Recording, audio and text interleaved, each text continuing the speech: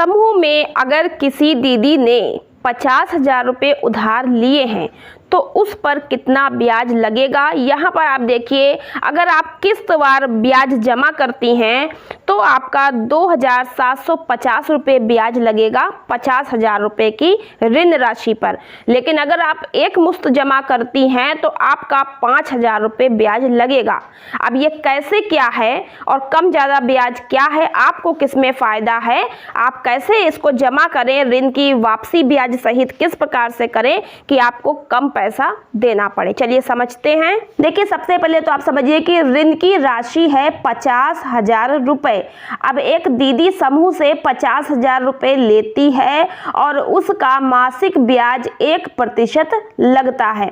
तो कहीं कहीं किसी समूह में 2% भी हो सकता है, लेकिन हमारे यहाँ 1% मासिक ब्याज लगता है। तो उसके हिसाब से यहाँ पर देखिएगा आप कितना ब्याज देंगे। सबसे पहला तो प्रश्न ये है कि ये जो 50,000 रुपये लेगी दीदी, कितने महीने में समूह को वापसी कर देना होता है।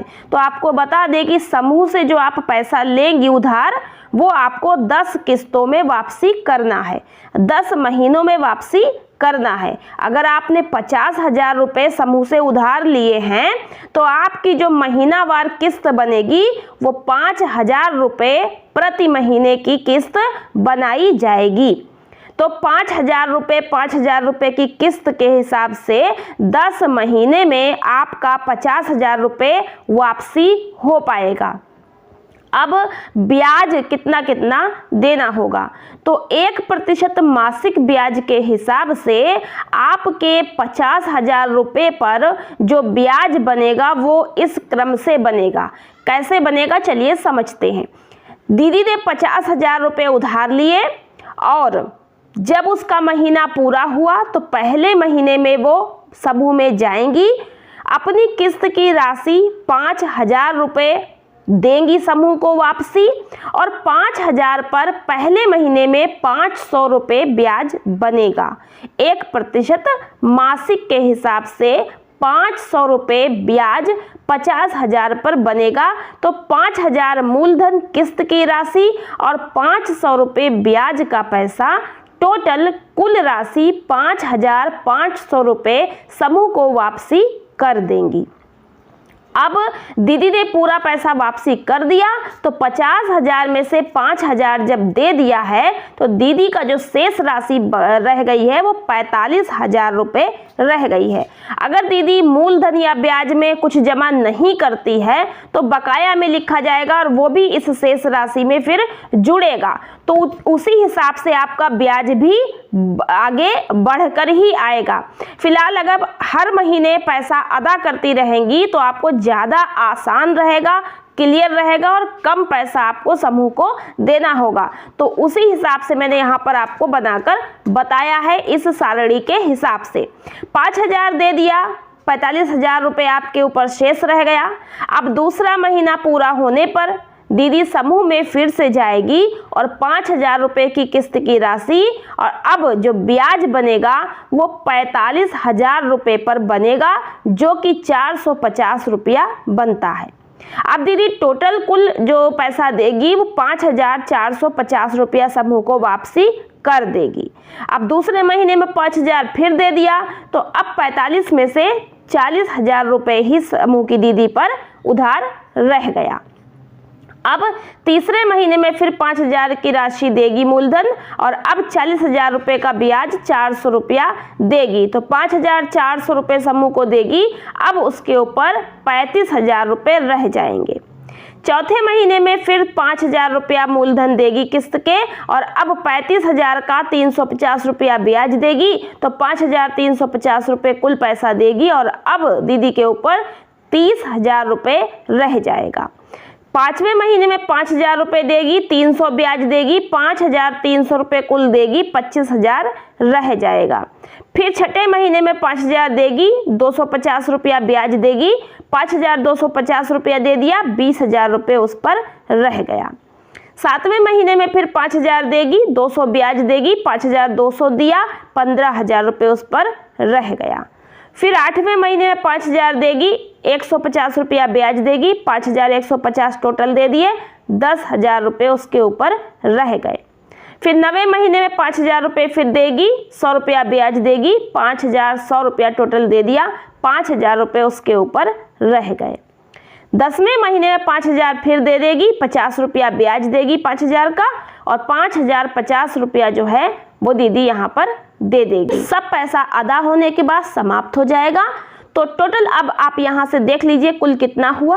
5-5 हज़ार की किस्त 10 महीने में अदा कर दी, टोटल 50,000 रुपया यहाँ पर समूह को वापसी हो गया, जो कि ऋण के रूप में दीदी ने लिया था। ब्याज अगर टोटल जोड़ा जाए 500, 450, 400, 350, 300, 250, 200, 150, 100 और 50, तो टोटल 2,750 रुपया ब्याज बनता है 10 महीने में 50,000 रुपये पर 1% मासिक के हिसाब से। कुल राशि समूह को जो प्राप्त हुई 52,750 रुपया प्राप्त हुआ। 50,000 दिया था, 2,750 रुपया ब्याज का प्राप्त हो गया समूह को। अब यहाँ पर कोई राशि शेष नहीं रह गई है। लेकिन बहुत दीदी सोचती हैं कि हम 50,000 रुपया लिया है, हर महीने किस्त के जमा नहीं करेंगे, सीधे हम 10 महीने में टोटल 50,000 दे देंगे और जो कुछ इस पर ब्याज बना होगा वो दे देंगे, तो आपको ब्याज ज़्यादा लगेगा। कैसे? देखिए, जब आप किस्त अदा करती रहती हैं तो आपका पैसा भी घटता रहता है। जब पैसा घटता रहता है तो उस पर ब्याज भी घटता हुआ लगता है, कम होता हुआ लगता है। लेकिन जब आप पैसा जमा नहीं करेंगी, सीधे 10वें महीने में देंगी, तो पहले महीने में भी आपके पास 50,000 ही पूरा टोटल रहेगा, तो 500 ब्याज लगेगा। फिर आपने जमा ही नहीं किया, दूसरे महीने में फिर आपके पास 50,000 रुपये ही रहेगा, तो फिर आप पे 500 ब्याज लगेगा। फिर आप पे तीसरे महीने में 500 ब्याज जुड़ेगा, चौथे महीने में 500, यानी 10 महीने तक आप पर 500 ब्याज ही जुड़ता रहेगा। तो 500 ब्याज जब जुड़ेगा तो टोटल आपका बन जाएगा कितना ब्याज? 5,000 रुपये आपका ब्याज बन जाएगा। तो इस हिसाब से देखा जाए तो 5,000 रुपये ब्याज आपको देना पड़ेगा अगर आप एक साथ 10वें महीने में एक मुश्त पैसा जमा करती हैं। और अगर आप किस्त बाई जमा करती हैं तो 2,750 रुपये ही आपको ब्याज के रूप में देने पड़ेंगे। तो कहाँ 5,000 रुपये और कहाँ 2,750 रुपये, आपके अच्छे खासे पैसे ब्याज के बच रहे हैं।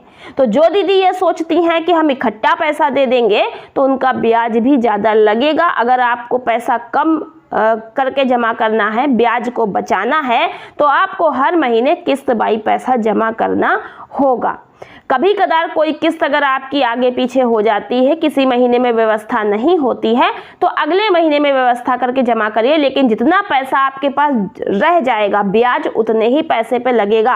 अगर आप मान लीजिए पहले महीने में किस्त जमा कर दी और ब्याज भी जमा कर दिया, दूसरे महीने में आपने किस्त जमा नहीं करी है, तो आपके पास 45,000 रुपये ही रहेगा, 40,000 थोड़ी होगा, क्योंकि आपने जमा ही नहीं किया। तो दूसरे महीने में 45 लिखा जाएगा, तो तीसरे महीने में आप जब जमा करेंगी तो 10,000 जमा करिए। यदि नहीं जमा करती हैं तो फिर उसका ब्याज भी उसी हिसाब से लगेगा जो राशि आपके पास बकाया रहेगी शेष राशि के रूप में। तो यह है आपको समझने वाली बात, तो आपकी समझ में आ गया होगा। तो दीदी यह वीडियो पसंद आई है तो लाइक और शेयर जरूर कीजिएगा और चैनल को सब्सक्राइब कर लीजिएगा। कोई प्रश्न पूछना हो कमेंट बॉक्स में लिख दीजिएगा, हम आपके प्रश्न पर वीडियो बनाने का पूरा प्रयास करेंगे और कमेंट में आपको उत्तर भी देंगे। तो मिलते हैं नेक्स्ट वीडियो में। आज की वीडियो में इतना ही, धन्यवाद।